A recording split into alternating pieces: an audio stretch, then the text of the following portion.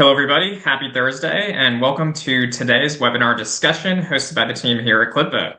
We're really excited for the discussion, so we'll go ahead and jump right in. Jim, are you ready to jump in? Let's do it. All right, let's do it. Awesome. We'll start with some really quick introductions. To introduce myself, my name is Adam Joseph, founder and CEO here at Clipbook. At Clipbook, we're an AI research and analysis platform for communications teams and public affairs teams. Since we launched about 2 years ago, we've grown to support over 200 different organizations, firms, companies, nonprofits, government agencies across the country. Today's discussion and our conversation today, I'm very excited about for a number of different reasons. And I'll kind of go through two reasons I'm particularly excited. The first is we're at a very interesting time of year. I think really with January 2025, and we have a new president, a new administration. With that comes a lot of political appointees who are thinking about what's next. A lot of folks that are going into government, leaving government, an interesting career inflection point for many. So I think that's the first thing that makes this exciting is, hey, we're at this new moment in the year. The second is that we have, I think with that, a lot of great reflections on careers, both across public and private enterprises. What does that look like going forward? And honestly, the reason I'm most excited is that we have Jim, who is a rock star to speak to the topic at hand. I don't know where to start with Jim in terms of walking through his amazing career. He's currently a partner at Global Strategy Group and leads their GSG's DC office. Global Strategy Group, if you haven't heard of GSG, is a leading public affairs and research firm really specializing in strategic communications, research, polling, and issue advocacy. Jim is one of the greats. He's been an advisor to global leaders at the intersection of politics, business, government, advocacy.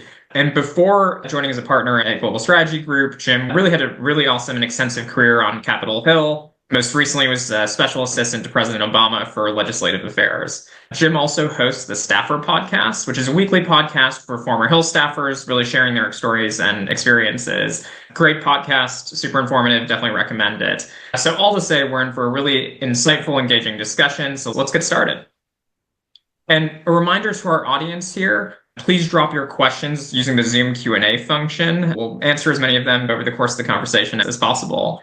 So Jim, to get started here, big topic today, in particular in our space in communications and public affairs, government, and so on. There's a long history of leaders really navigating a career that can be a fusion of both time in government, time in private enterprise.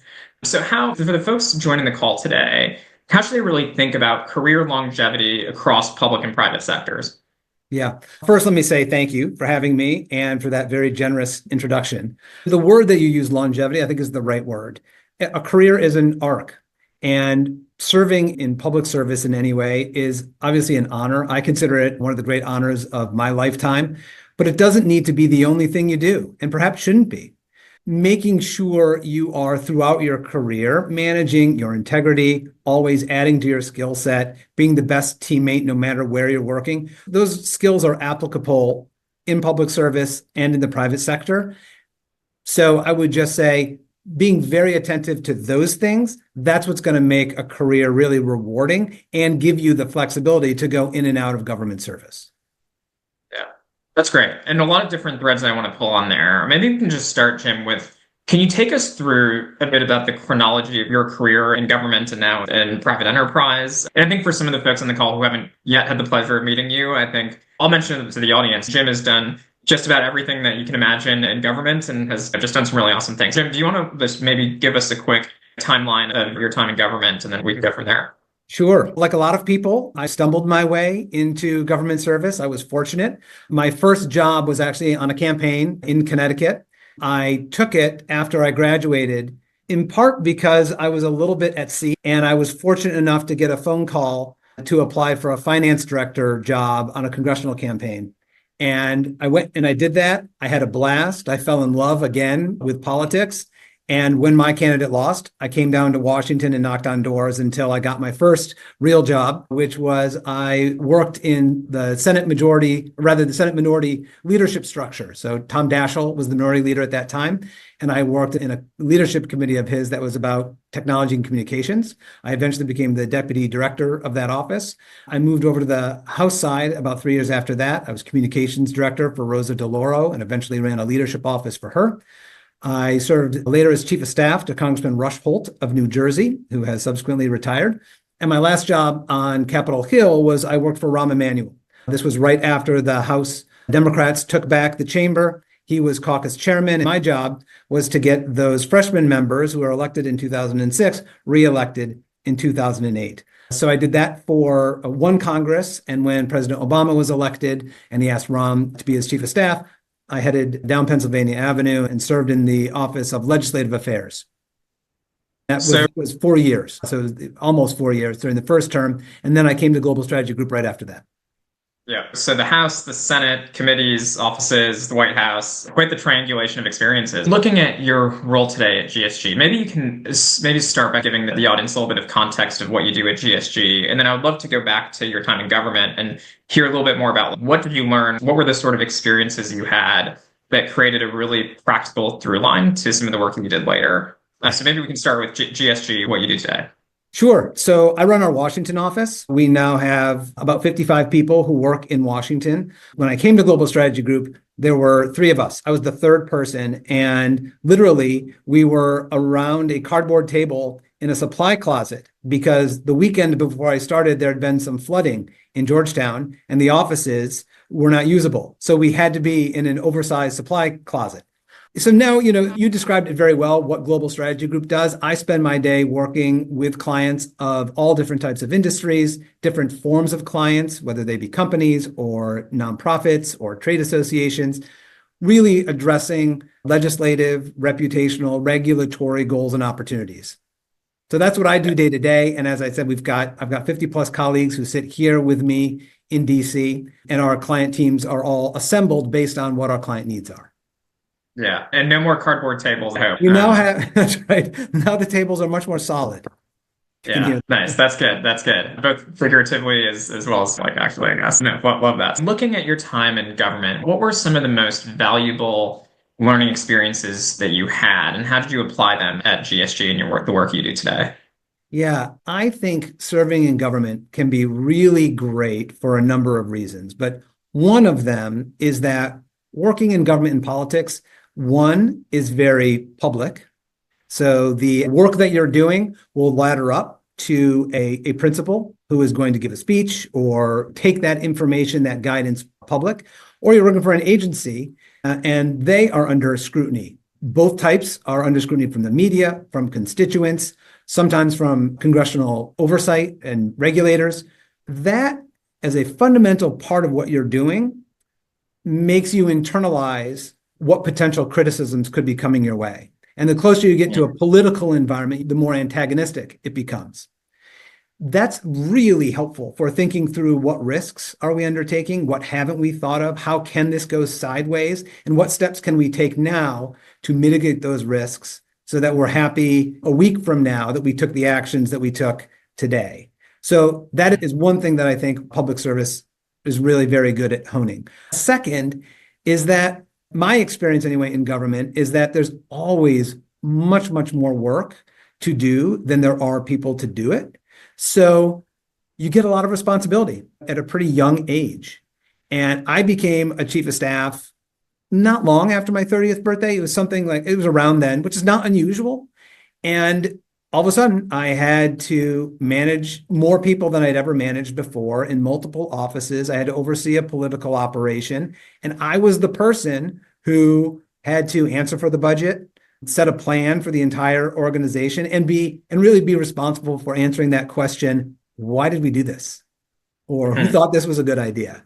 Yeah. And that type of responsibility at a young age is really helpful. Yeah. And I think it's probably underappreciated about people who work in government at any level.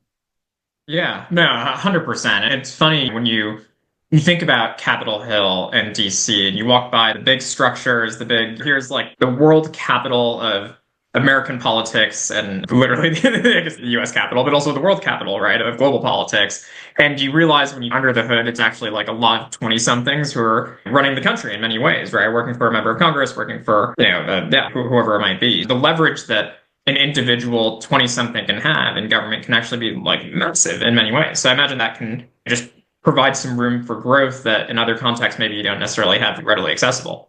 That's right. You really have to grow quickly. And sometimes that is by making mistakes, which is part of everyone's career.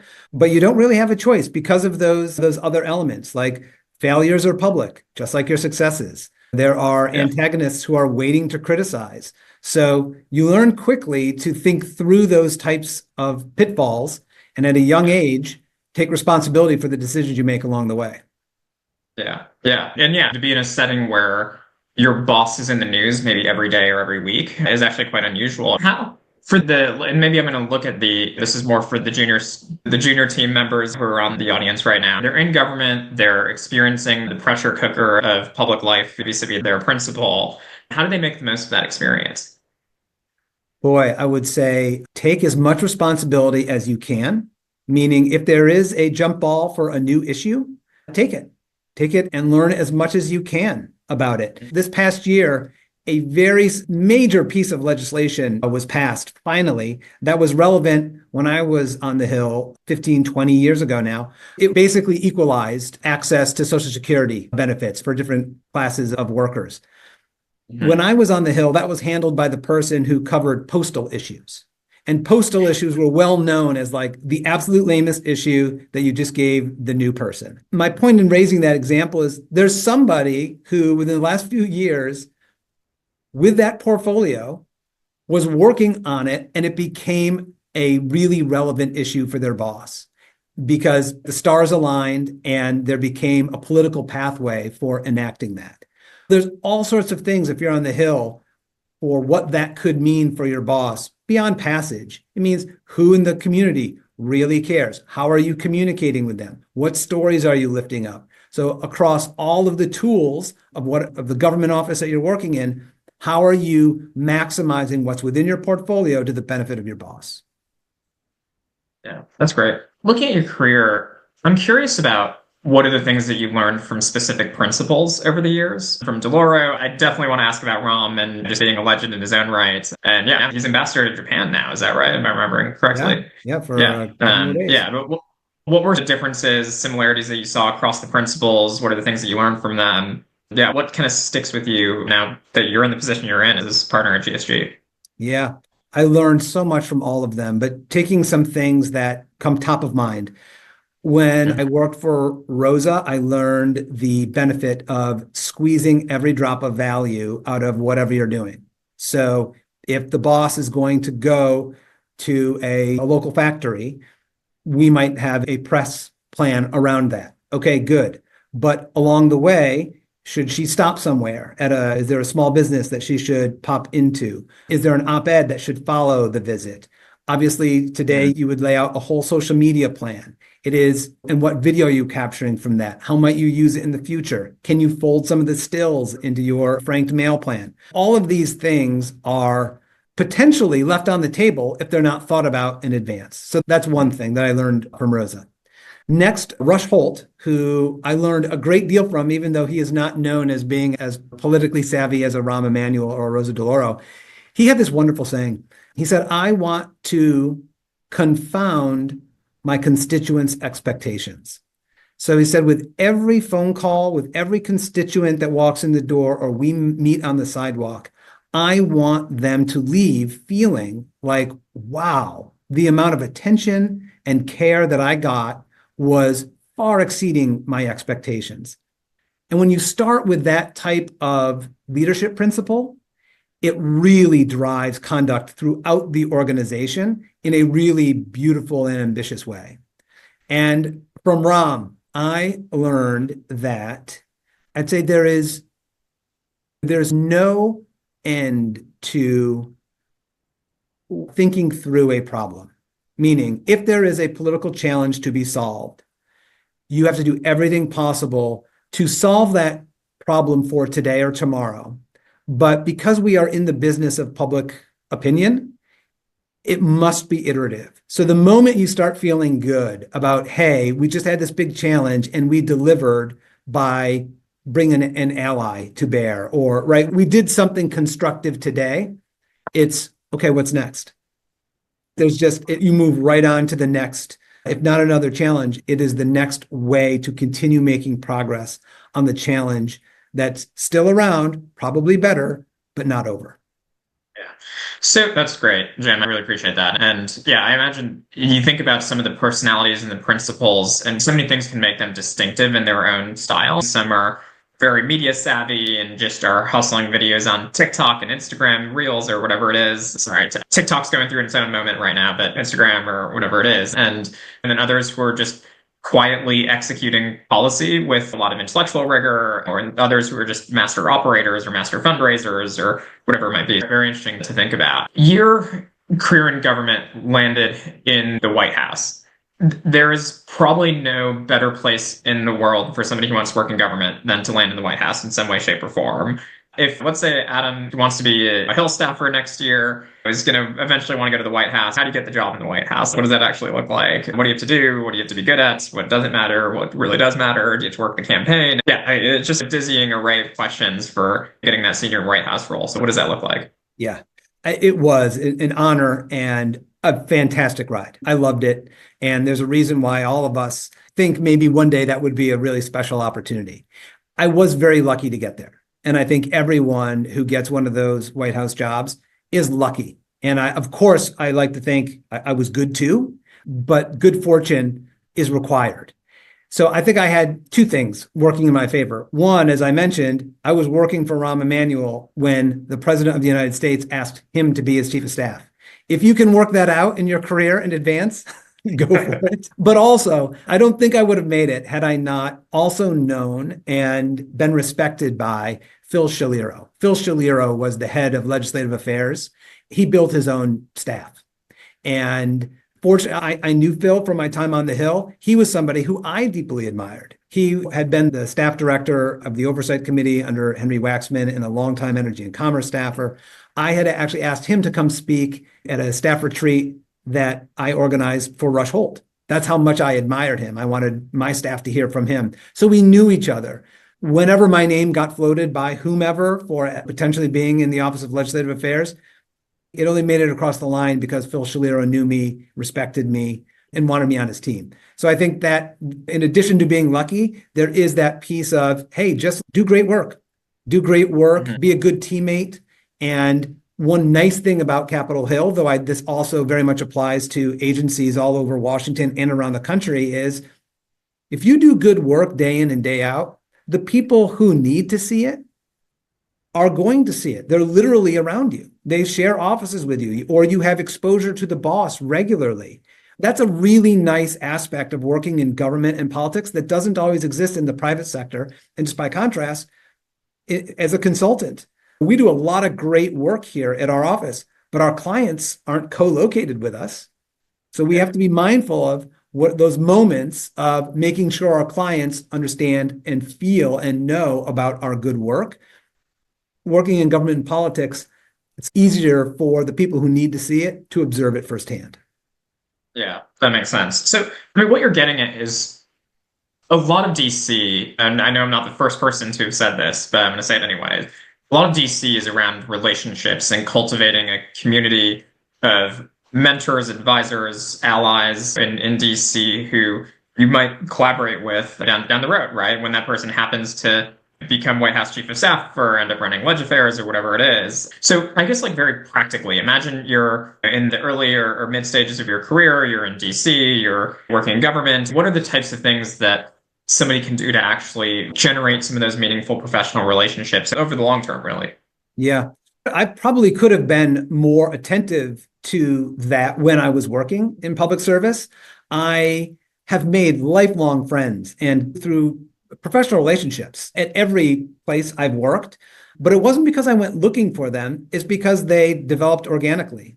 And there's just a lot of time spent on projects, sometimes in the trenches when it's a campaign and it's intense. So look for those opportunities. Look for those opportunities to be working not just within your office, but collaborating with other offices on something that's meaningful to the principal that you work for. Again, whether that be an elected official or in an agency. That to me is number one. And then two, I do think that there is value in professional societies and professional networks. So there are more of them today than existed when I was on the Hill. I do think that those are worth nurturing and showing up at meetings that bring together people from different offices. Which ones have you found to be most interesting? Sorry, not to put you on the spot, but I'm curious because I know that like for some of our audience members, like they're very actively will go to the website right now and look and see. Yeah, so I'm just curious. Any Well, specific yeah. that come to mind? So one that I'm not a member of, but I observe as very effective is the Senate Press Secretaries Association. It's not just for active press secretaries, it's for alumni as well. They're very active. They have very good agendas and meetings.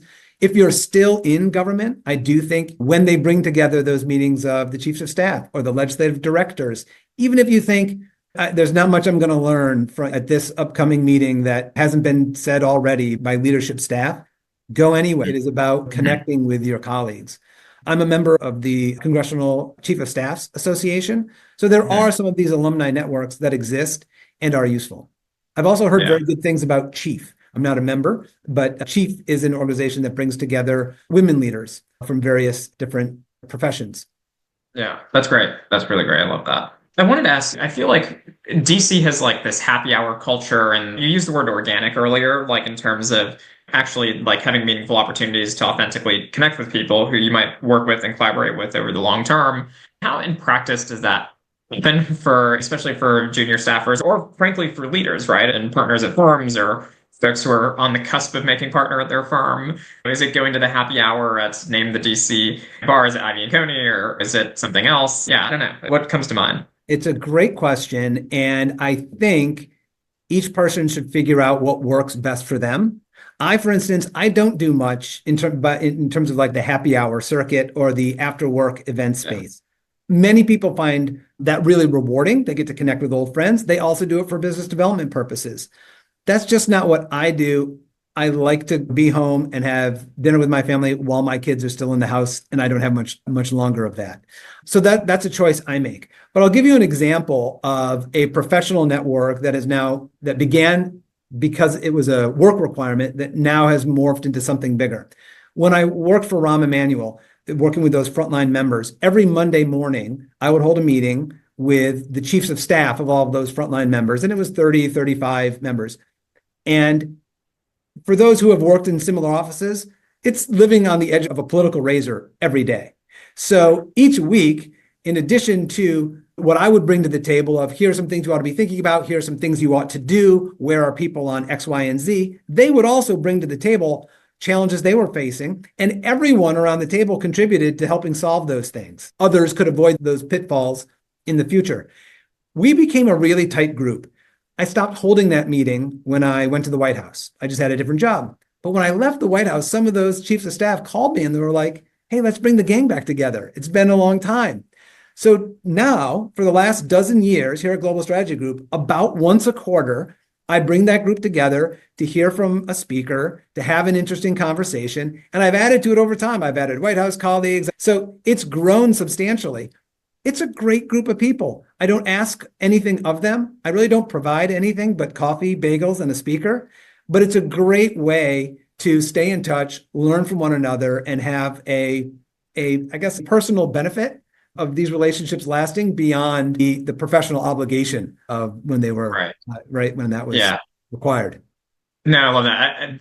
They must be great bagels, Jim. What can I say? You can tell the conversation would not keep them coming back Yeah. every time. So, okay, you get to the White House. So, when were you wrapping up your time in the White House again? That was 2012. 2012. Okay, so you're just at the end of Obama 1. Obama 2 is about to start. You made the jump into the private sector. Tell us about the thought process. In my experience, there are two reasons that you make a job change. One are push reasons. Oh, the current job is not sustainable, or I'm actively running away for something. The second is pull reasons, where, oh, everything's fine in my current job, but I'm looking for something very actively in the next thing. Yeah, I guess what were some of the push reasons, some of the pull reasons, if any? Yeah. I had spent 16 years in government service and I loved it. I loved every day. Even the bad days were good, as one congressman used to say. Um, I was facing like the reality of the rest of my life. I had a young family, so I had two little kids who were under 4. I was still renting. I'd never owned a home. And I Mm. thought I would like to own a house and I'd like to send these two kids to college one day. Those were my financial goals. As modest as they were, I needed to do something else to make those reality. And I say those out loud because sometimes people leaving government service feel a guilt about that or feel like they shouldn't have financial goals. And I just want to say it's okay. Yeah, giving service is meaningful whenever you give it and for however long you give it. And if you need to go do something to make the rest of your life work, that's perfectly fine. So that's one. What I was looking to get out of my next experience was I love communications and politics. And while I adored my job at the White House, it was legislative affairs. So I was not in the comms shop. I wanted to get back to my roots. So that's something that Global Strategy Group does. And I was really attracted to the idea of building something. The idea that I went from my desk at the White House to that cardboard table in the supply closet. Some people may view that as a horrible come down. And I knew it was a risk, right? There were other opportunities that would have put me in nicer offices. I knew it was a risk, but I liked the idea of trying my hand at entrepreneurship. I didn't know whether I was going to be good at it, but I thought I'd give it a whirl and take some satisfaction if we were able to build something. Yeah.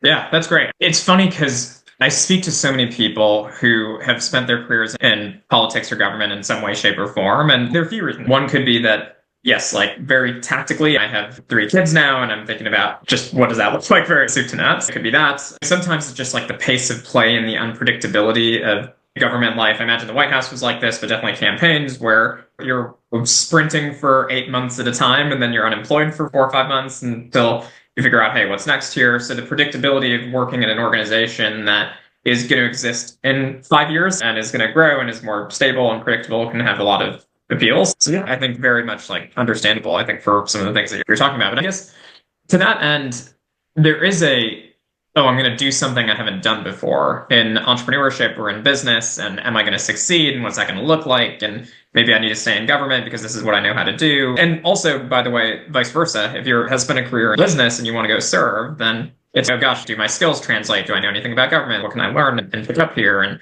what makes sense? And I'm maybe taking a big pay cut. So how do you see people navigating some of those dynamics and also self-managing some of the uncertainty and the anxieties about making the plunge?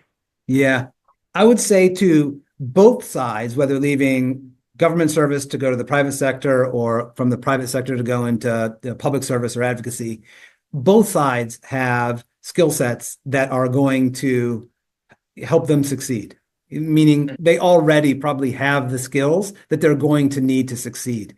It does take a little time to transition, and I can speak in the direction of government service to private sector.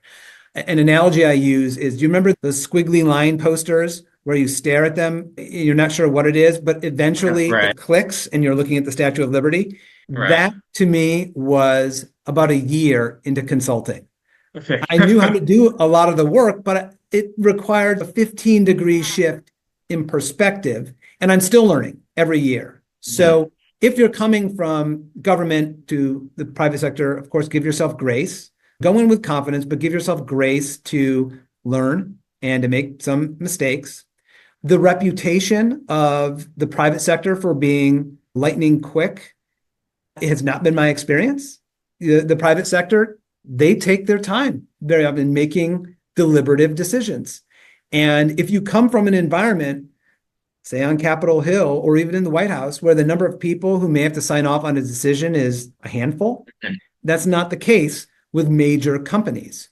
Get comfortable with that idea. I'd also say the policy debate, almost any policy debate, does not allow for the amount of complexity that the private sector has to deal with. So even if you are a policy expert and you know something extraordinarily well, also go in with the humility and the modesty to learn even more about the industry in which you're going to work, or even more about the company in which you're going to work. Because in a, say, new law or a new regulation, those hundreds of pages, every one of them is going to matter. Or something that some people thought was minor when it was being deliberated or wasn't even surfaced for conversation, that might mean everything to your client, your company, your industry. And just a reminder to our audience that you can use the Zoom Q&A function to volunteer any questions that you'd like me and Jim to touch on during the course of the discussions. Yeah, feel free to drop them in. We'll get to as many of them as possible. So, Jim, just to pick up what you just said, You'd mentioned earlier in government, there's a high degree of scrutiny and exposure to your work, which can have a lot of learning that just goes along with that, which I think is great.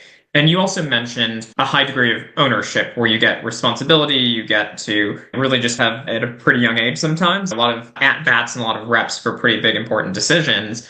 I imagine those translate quite well to the private sector.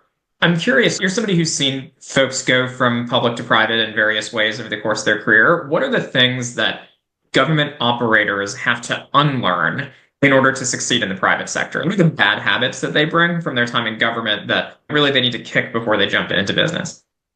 Yeah, that's a great question. Well, I'll start with a micro example. In my world, when I was the chief of staff on the Hill, if something just erupted on a Wednesday and I needed all of my staff to drop what they were doing and now focus on this new priority, we could do that. I could walk in and make an announcement in the back room and all of a sudden have everyone prioritize that. I now work in an environment that's a consultancy. And at any given time, let's say I've got 10 different clients. That's 10 different client teams. Some of those people are sitting here. Some of them are elsewhere in the country. And all of them have multiple other clients that report to other people. So I can't just grab as many people as I want at any time and say, okay, now I'm the priority. I have to work that out. Now, we have crises erupt all the time, and we are responsive when our clients have crises that need immediate attention from the team that services them. But it needs to be done thoughtfully and in a different way than I could have done when I was on Capitol Hill. So that is one thing that is very different from my time on Capitol Hill. Other things to unlearn. This is no great insight, but clearly partisanship has gotten considerably worse in Washington and across the country.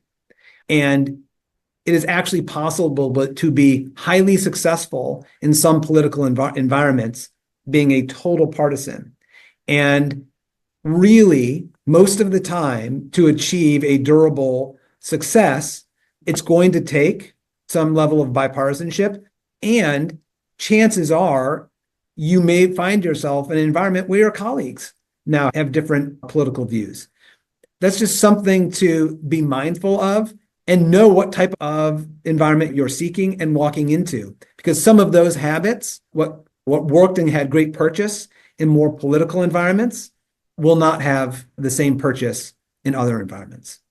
Yeah, and I can very much resonate with that. For myself, in the early part of my career, I was running campaigns. I ran a gubernatorial campaign in Michigan. And afterwards, I was at the Boston Consulting Group in the DC office. And BCG is a 15 billion revenue business operating across dozens of countries. It's working with all sorts of different, within America, of course, folks that are quite diverse from different partisan affiliations, different ideological affiliations, to even across the world, different countries and different dynamics around your partnership in America versus in China or Japan or in London or the UK, whatever it might be. Yeah, it's funny because you still have the strength of your personal convictions, but now the institution that you're working with is quite diverse and you're navigating some of the weirdness and complexity there. And yeah, it's a very different, just day-to-day mouthfeel overall. So yeah, all to say very much resonates.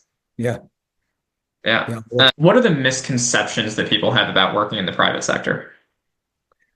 One that I didn't mention before is that it is leaving government to a private sector job means you're going to have a substantially less demanding job. And not to project that necessarily on anyone, I know I anticipated that. When I left the White House, I thought, okay, this is going to be a major step down. And I don't want to compare my first few years at Global Strategy Group to working in the White House. The White House was more intense, but it was not a big a step down as I had hoped. There is a lot of intensity, no matter where you work, in doing a good job, in delivering for whatever that enterprise is. And we feel that in government, certainly. And it's just not exclusive to government. It is very much a part of my day-to-day here at Global Strategy Group. Yeah. Yeah, 100%. And yeah, I think that's especially for folks who've been on the campaign trail. They're like, oh gosh, like I need to have a job where I can put my laptop down on Friday at 5 o'clock and then pick up again Monday at 9 a.m. And you join a company, and sometimes that's the case. And then other times where actually it's moving at just as high, fast a velocity and actually even more intense in some ways. Yeah, so definitely, yeah, definitely super interesting. The other thing I would I will add, the other thing I would just real quick also, the yeah, private sector has a lot of beyond expertise, which I mentioned before. It's also able to bring sometimes more resources to bear, meaning more tactics to bear. So if you're a communications professional, there are things that you can bring as part of a modern campaign that maybe you can't bring to bear if you're working at HHS or the Department of Energy today. That's yeah, nice. That is nice. And the expertise that they have, it exists all over the country. You can bring people who've been working in industry for decades. And in the same way that you might turn to an expert at the Department of Interior who's been there for 20 years, you might learn a lot from talking with somebody who has been overseeing a project or a division somewhere else in the country for 20 years. There's a lot of knowledge to be gained across the board. yeah. 100%. So I want to switch gears now. We've spent some time talking about the career transitions, navigating public and private sector, what are some of the learnings. It's also January 16th, and we're just a few days away from a big presidential transition and very fascinating moment in American history. And I think to that end, I want to start by picking your brain about a number of the dynamics that are at play. One of the things that I think there's been a lot of media coverage on is who is joining the Trump administration in 2025. A lot of tech leaders and Silicon Valley leaders, for example, Elon Musk and so on, looking at starting or joining various parts of the administration, might have a hand in dictating policy. Is this an inflection point on the relationship between Washington and the broader business community and Silicon Valley? How are you seeing the dynamic looking at the next 6 months, 12 months? Yeah, I do think it feels different from ever before. And obviously my politics. So as we've just discussed here, the incoming White House is not the one that I was hoping for. It does feel like right now that I think the business community is responding in a new and different way to President Trump than any president of either party ever. I have a feeling that it's not going to last forever. There's no doubt in my mind that this White House and this congressional leadership are going to run into challenges like all of them before that they're not anticipating today. That will impact how the business community relates. I also think right now the business community, at least some of the industries that you referenced, are over-indexing for the White House. I like to say, and I really believe this to be true, even as someone who loved working at the White House, the beating heart of this town is Congress. It really is. People are there for longer. And when things need to get done, that is where so much of the activity is happening. I think a strategy, like I would not advise any company to over-index to the White House to the detriment of Congress or to one party to the detriment of the other. I really think that, of course, you have to be responsive to majorities. I mean, that's reality in our business, but there's a way of doing that to make sure that both parties on a durable basis will view you as a credible, sincere, authentic voice when you're talking about servicing not only your business, but also your employees and the communities in which you sit.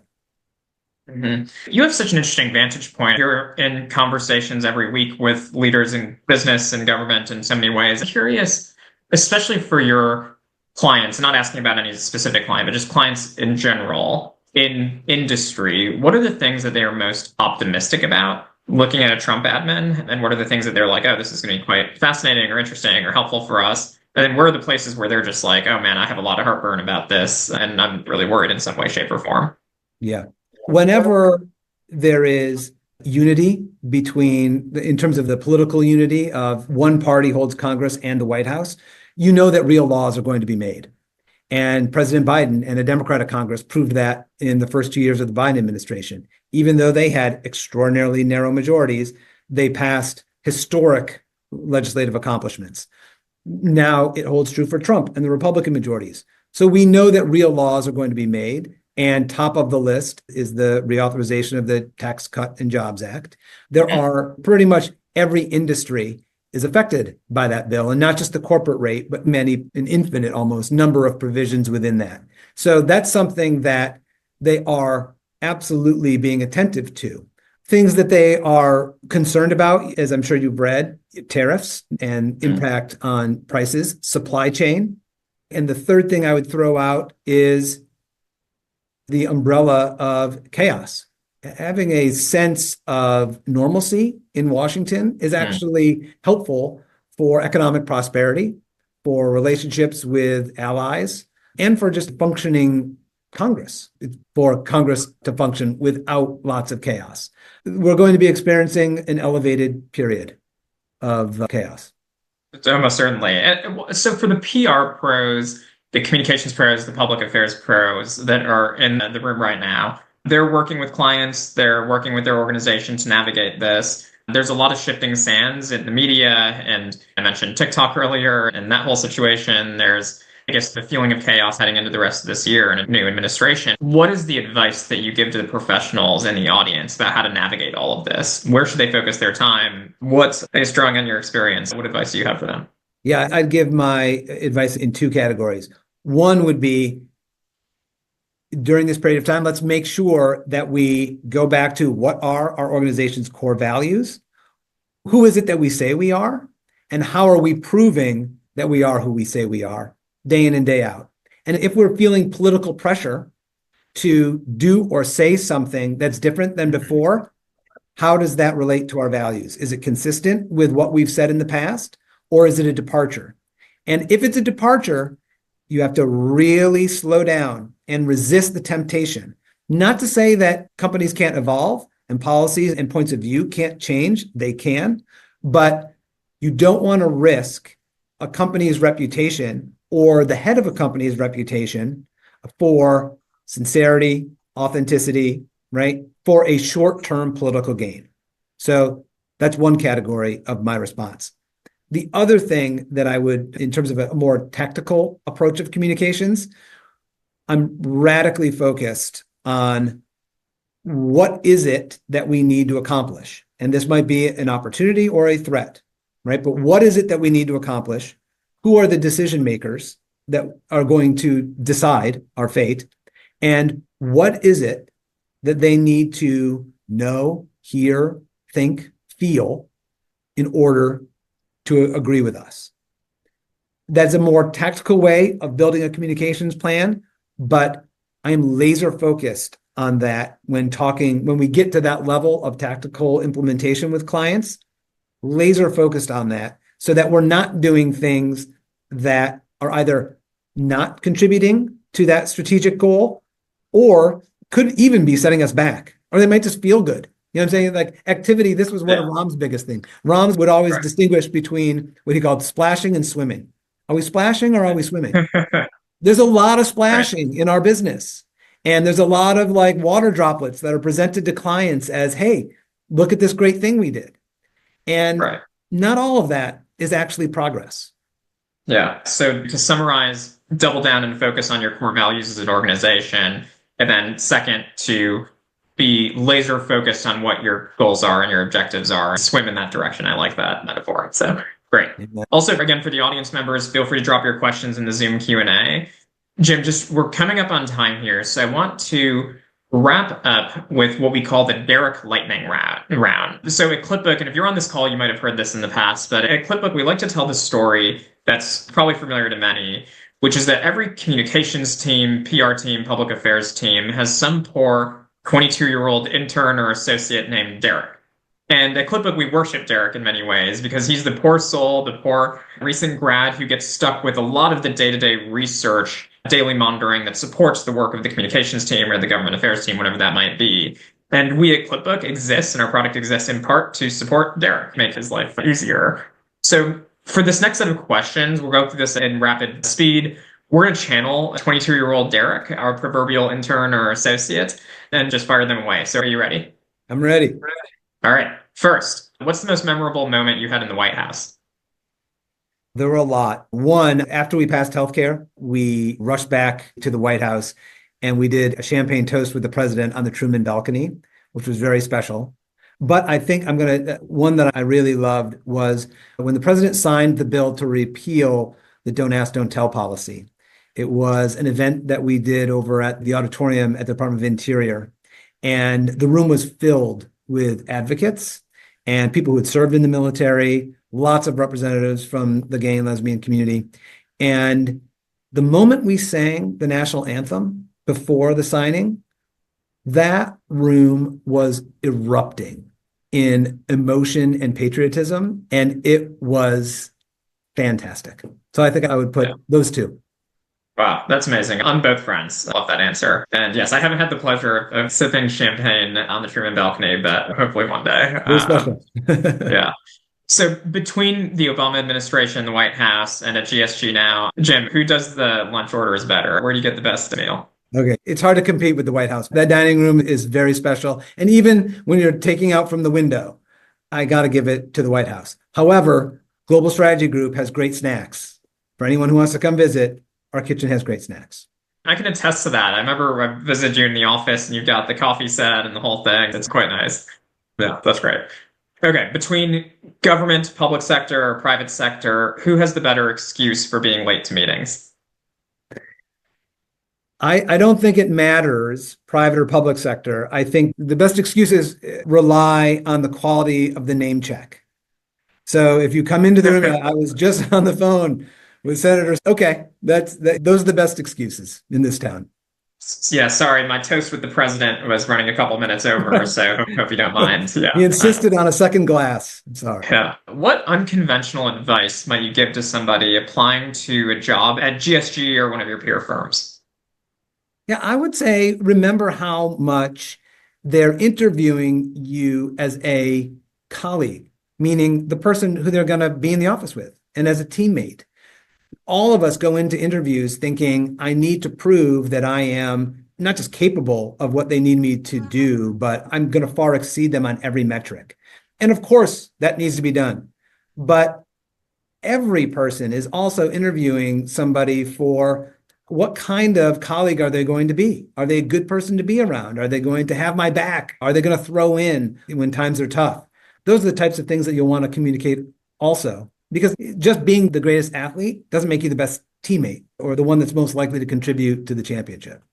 Yeah, 100%. It's amazing how much hiring decision, so much of it is just, do I like this person and am I going to make a bet on them? And do I see myself working with them the next 5 years, 10 years, whatever it is? Yeah, that resonates. So this one you might not like, Jim, but I'm going to ask it anyways. What is the cringiest moment you've had with the public leader in your career? Okay. I'll tell a nice story. When I was Rosa DeLauro's press secretary, this was like early in my tenure, we did a press conference out on the House Triangle. The weather was nice, and I was the only staffer with her. So we go out, and it's just about time for her to take the podium. And she's got her binder and her notes, and she's got a really big purse. And, she's gathering herself. She hands me the purse. I'm holding it under my arm. She kind of steps back, and she looks at me, and she goes, why don't you keep that at your feet? Just don't let anybody take it. And I would have stood there holding the purse, but she looked at me and was like, you know what? I'm not going to make this kid hold my purse. And her empathy really jumped out at me at that moment. And I'm pleased to say nobody stole the purse. It could have been a cringy moment, and it wasn't. So I probably dodged your question a little bit. I was expecting you to say that you lost the purse and that with that sparked some CIA review of state secrets that got lost or something like that. That's good. It sounds like she was pretty empathetic, which that's great. So this is actually pretty close to the story you just told, but I'll ask in a different way. What's the most interny thing you've done in your career, even when you weren't an intern anymore? Oh my gosh. Okay, I'll tell an abbreviated story, but it's in a category that I like to call workplace fuck-ups. And this was in my first job in the Senate Minority Leadership Committee. Long story short, it was my job to set up an 800 number that was going to be announced by Senator Daschle. And the day before the press conference, it was unclear whether it was going to be phone number A or phone number B. And as the person working with the phone company, they couldn't give me clarity. It would just be one of those two. I didn't tell the boss. I just gave them phone number A. They went with the press conference and announced it. And you can see the ending here. it was going to be phone number B. My immediate boss showed such grace after she got over being furious with me, showed such grace and basically said, you did the one thing you could not do, which is you didn't tell us that there was a problem. If you just told us there was a problem, we could have postponed the press conference. There are a million things we could have done. But don't hold in bad news just because you want to do a good job. And Yeah. I didn't get fired, but that is the most interny thing I've ever done. And thankfully, I had a boss who was so gracious about it. Yeah. At least the number didn't redirect to the Domino's pizza line or something like that, which It I was guess some could have been poor woman in worse. Delaware. Some poor woman in Delaware got blown up for a day. Yeah. That's actually funny. Oh gosh. Listen, we're right at time here. So, Jim, thank you so much for joining us. This was such a treat. And audience members, thank you for joining us as well. Before we run, I have two quick final plugs. First, if you're on this call, if you're part of a media team, a public affairs team, or in comms or public affairs, our team at Clipbook would love to meet you if we haven't already. We're an AI research and analysis platform for you, and we automate desk research, all that terrible work that poor Derek has to do every morning with a high degree of comprehensiveness and precision. So reach out anytime at clipbook.io, email me directly, adam@clipbook.io. We'd love to connect. Second is Jim is an expert in this space in 100 different ways. I do want to mention his podcast, Staffer, is really fantastic. They have some of the best guests in government and politics in various ways. So definitely check it out. We'll send an email after this with some of the info there as well. A new episode every week, available on all streaming platforms. Jim, again, thanks so much for joining us. My pleasure, Adam. Thank you for having me. All right. Thank you all. Take care.